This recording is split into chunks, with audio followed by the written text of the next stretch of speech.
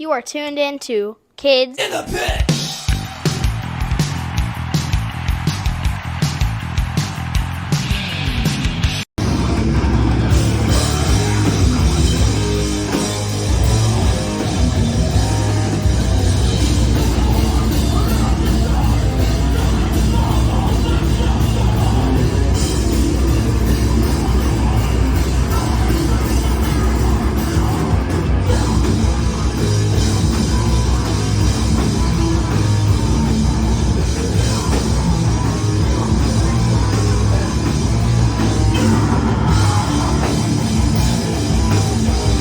Hey guys, it's Gabe from the Kids in the Pit podcast. Today I'm joined by Shane from the band Domain. So last night I saw you guys at the Auto Bar in Baltimore, one of my favorite venues, and you covered my favorite Sepultura song, and you guys let me sing with you. It was so much fun. Yeah. Thanks for letting me do that. Yeah, no problem. It was a lot of fun to have you sing with us. Yeah, it was.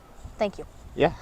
So what do you do in the band Domain? I play bass, I yell, and I kick people if they're close to me.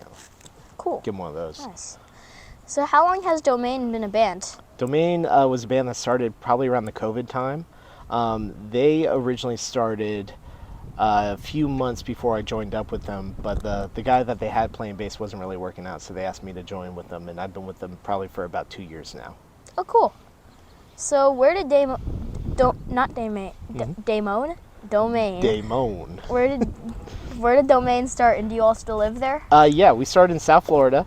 So one of our guitar players lives in the bottom of South Florida, which is about like Miami area? Yeah, very exactly. He lives in like South Miami, and then Oh wow. me and some of the other guys live in the Fort Lauderdale area, and our drummer Colin, he lives in the West Palm Beach area. So we're 3 counties, and we kind of all meet in the middle. Cool. So for those not familiar with Domain, what song should they check out? I like Divine Intervention a lot. We put it out on a promo for Days Records a few months ago. It's got like really cool like fast punk parts, and then it goes in like a heavy breakdown at the end. Cool. Life's Cold Grasp also has like a cool riff that they might like too. Yeah. Okay. Well, so you've been in some other bands that have stayed at my house when I was like this big. Mm-hmm. So what bands have you been in? I was doing some bands with my buddy Mean Pete. I think the first tour I came and stayed with you guys, I was filling in for his old band Remembering Never. Oh. And then I played with Bishop for a few years, and now I'm still in Ether Coven with Pete. Cool. Yeah. I interviewed Pete. Mean Pete was actually the second person I've interviewed. Oh, awesome. So yeah. Yeah, good guy. Yeah. So what was the first punk, hardcore, or metal show you attended, and how old were you? I want to say like 13, I think at the time, 13 or 12. Nice. And I went to a local bar called Ray's Downtown Blues in West Palm Beach. I had an older friend from the neighborhood. He took me and my older brother to the show, and we saw Drop Dead Gorgeous and a band called Upper Class Trash. It was in like 2006, I want to say. It was when everybody had like the swoopy hair, Cool. and like the scene look. But we don't talk about that anymore. Yeah. So what is your favorite place you've toured in, and what's the most obscure place you've toured in? So my favorite place I've toured was probably Europe, because I didn't think that we would get the opportunity to go over there, and everybody over there was like really excited to see us. Oh. And like took good care of us. So I had a lot of good memorable experiences in Canada and in South America and the US. Like the East Coast probably is my favorite to go, because for Florida we can't just go up and down, and we can just do it every few weeks. It's a lot of fun. Do you have like a specific area in like Europe that you like really enjoyed? I really liked Germany, because we were there a decent amount, and there were a ton of different cities that were there. Cool. Switzerland's gorgeous. It's just like pretty. There's like cool mountains and everything. Yeah, there's also the Swiss Alps. Yeah, exactly. But like the most obscure probably would be, we played in Detroit, and we played this old like abandoned church on the 4th of July one time, and then they were doing this like occultish barbecue, and it was rather odd, but everybody was very nice to us. Oh. And then all the bands played after that, and there was this one band, I wish I remembered the name, but it was kind of like, do you know the band Guar? Yeah. Yeah, all right. So they dress up like monsters, but this was like a local band. They had these big prosthetics and like paper mache hats and headdresses and arms and stuff. And so they So pretty much like budget gore. yeah, budget. It was dollar store guar. Nice. Yeah, it was awesome. What band was the like Detroit show? The Detroit show was with Coven, Cool. and we played with Body Void, a really good band, also very heavy. Nice. So, what's your favorite type of food from another country? Oh, I'm a burrito man. I love me a Nice. good burrito. Yep. Burrito's a classic. Love me Mexican food. Strictly vegan though, so like rice, beans, like Cheese, vegetables. maybe? Well, Oh, if wait, they no, got vegan, cheese. never mind. Well, if they got vegan cheese. Well, yeah. Yeah. So, big fan of Maybe burritos. guacamole. Oh, for sure, for sure. Yeah. So, do you have any crazy or funny tour stories that are appropriate to tell an 11-year-old? Appropriate to tell an 11-year-old. There's been some. Let me think. Caught me off guard with that. Appropriate to tell an 11-year-old. Okay, so one time I was touring with Bishop, and we were staying at our buddy Aldo's house in Indianapolis. We get in, we played the show. The show was pretty decent. We played this place called the Emerson Theater, and then we went back to Aldo's apartment. It was me and Pete, our drummer Peter, and our guitarist Sam at the time. So we load in. It's late. It's like 2 a.m. Everybody's beat, and Peter, the drummer, he was sick and he wasn't feeling well. He was nauseous. He was having a bad time.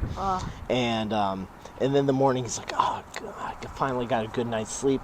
I'm feeling good." He took a shower, and we're all sitting around the kitchen counter eating breakfast. And Aldo's dog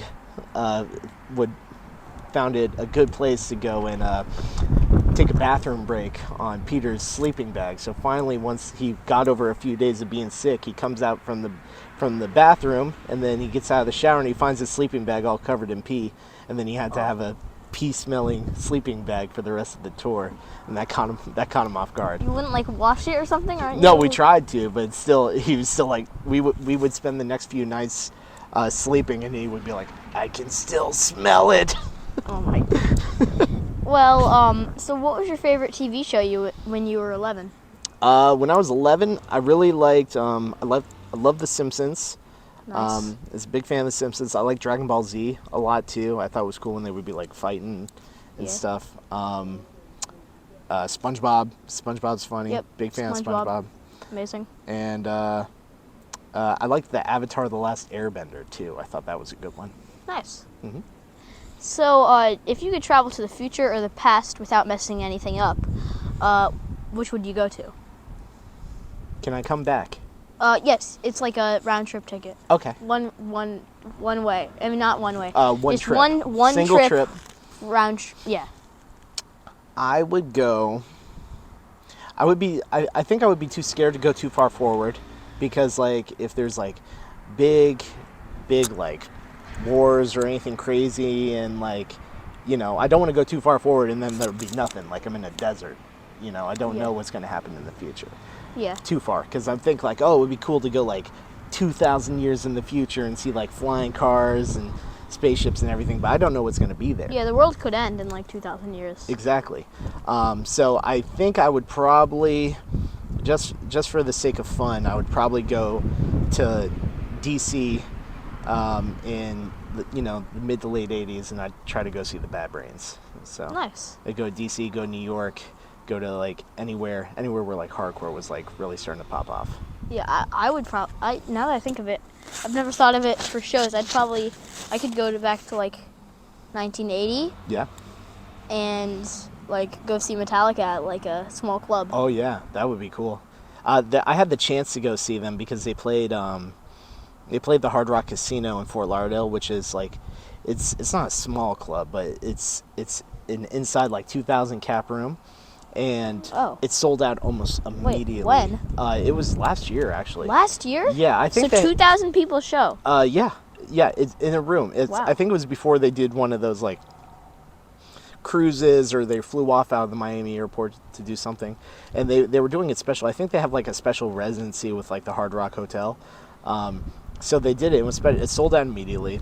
Makes sense. Tickets were super expensive, and How much do you think?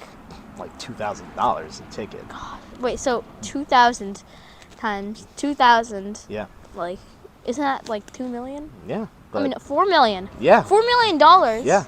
Well, I mean, Metallica can also play in like football stadiums and stuff, and they could probably make that just on drinks. So. Yeah. Wow. Still cool. Yeah. So, if you could tell your 11-year-old self anything at all, what would you tell him? If I could tell my 11-year-old self anything, I would tell him, don't be scared about the future. Don't be scared about making friends. Continue to just be yourself and enjoy the people you have in your life. Make music. You'll go on adventures. You'll have high times, you'll have low times, and everything in between, and it'll all be worth it. Cool. Nice. Well, anything to add before we wrap it up? No. Anytime we come through, you are more than welcome to sing Sepultura with us or any other songs. It was a lot of fun rocking out with you. Well, thanks for letting me, and thanks to Shane for joining me today, and thanks to all of you for watching or listening. Please subscribe to my YouTube or follow me on Spotify and other streaming platforms. Until next week, bye!